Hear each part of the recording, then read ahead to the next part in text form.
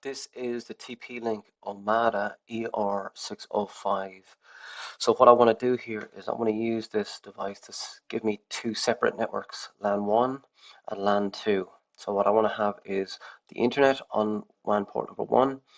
I want to have a work network on ports 2 and 3 that we'll call LAN 1. And I want to have a second distinct separate LAN on port 4 and 5 for our guest Wi-Fi. We're going to use the default IP address for LAN 1, which is 192.168.0.1/24, and then we're going to use a separate network address of 172.168.1/24 for LAN 2, and this is how we configure that. Signed into the TP-Link Omada ER605, and this is the page that we have. So I have upgraded the firmware, so this is the version of the firmware that we're running. And what I want to do is I now want to create our two LANs, one for work network and one for guest Wi-Fi.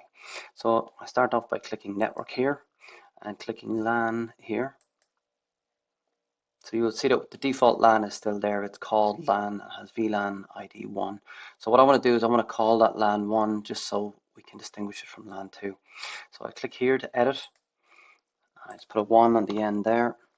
As you'll see, it's got a default IP address of 192.168.0.1, which is fine for our network. It's got a default DHCP server as well. So you just want to be careful if you're introducing to a network that already has a DHCP server.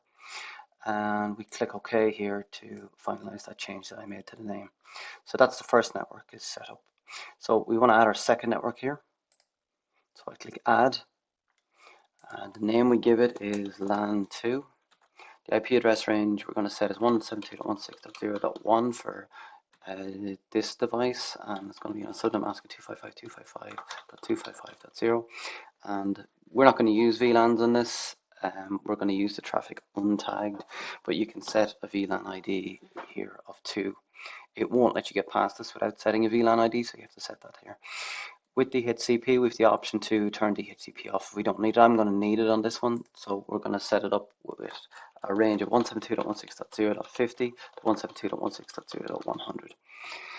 So we're going to save that, and that is our second network that we're going to be using for our Wi-Fi. So with our two networks defined, we now need to choose which ports on the switch are assigned to which networks. So we do that through the VLAN section here. So you'll now see in our VLAN list we have a list of our 3 different networks. So this is LAN 1, this is LAN 2 which I've just created, and then the WAN port. So what I want to do here is I want to have 2 and 3 that are untagged for LAN 1 and 4 and 5 that are untagged for LAN 2. So let's do that. So I'm going to click here to edit LAN 1, and we're going to remove its connection to here, 4 and 5. So right now anybody that plugs in to 2 or 3 is untagged and connected to LAN 1. And the second thing I need to do here is I need to configure LAN 2. So we're going to configure it here by clicking on this button. And what we want to do is we want to have it no association with LAN 2 and ports 2 and 3 because they're all associated with LAN 1. And we want to have these untagged. And click OK. So just to clarify on our setup now, if you plug a device into either ports 2 or 3, they will be assigned an IP address on the range that's associated with LAN 1, which is 192.168.0.0/24.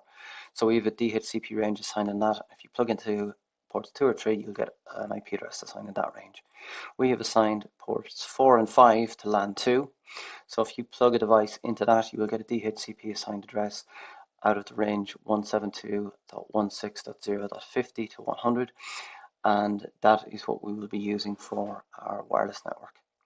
And just this one here, just to clarify, that port 1 is by default the WAN port. I haven't done anything to this, but this is the default WAN port on the device, which is port number 1.